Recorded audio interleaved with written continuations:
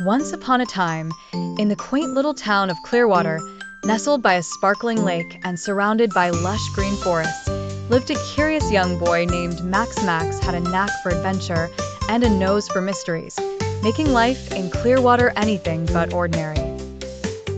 One bright morning, as the sun glinted playfully on the surface of the lake, Max stumbled upon an old, dusty diary while exploring his grandparents' attic. The diary, bound in worn leather and filled with brittle yellowing pages, belonged to a man named Thomas, who had lived in Clearwater over 100 years ago. Intrigued, Max settled into a cozy corner of the attic and started reading. The diary began with Thomas's life, describing Clearwater in the 19th century. The town was bustling even back then, with horse-drawn carriages trotting along dirt roads lined by gaslit lamps. As Max flipped through the pages, he discovered intriguing entries about a hidden treasure Thomas had heard whispers about. According to this old journal, a famous pirate named Captain Flint had sailed to the Clearwater Lake area and supposedly buried a chest filled with gold and jewels somewhere nearby.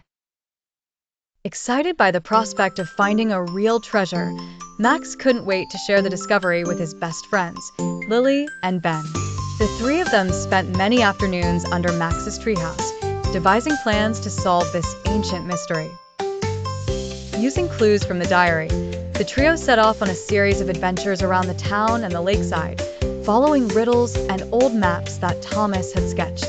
They explored hidden nooks of the forest, searched around the lakeside, and even visited the old Clearwater lighthouse. After weeks of exploring, the children found themselves standing at a peculiar patch of land, guided by the clues from Thomas's diary. With their spades in hand and hearts full of excitement, they dug and dug until the spade hit something solid.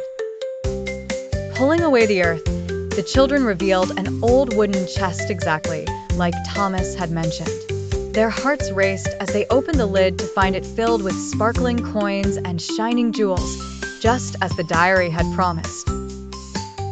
Thrilled with their discovery, Max, Lily, and Ben decided to donate the treasure to the local museum, ensuring that the story and the history of Clearwater would be preserved for generations to come.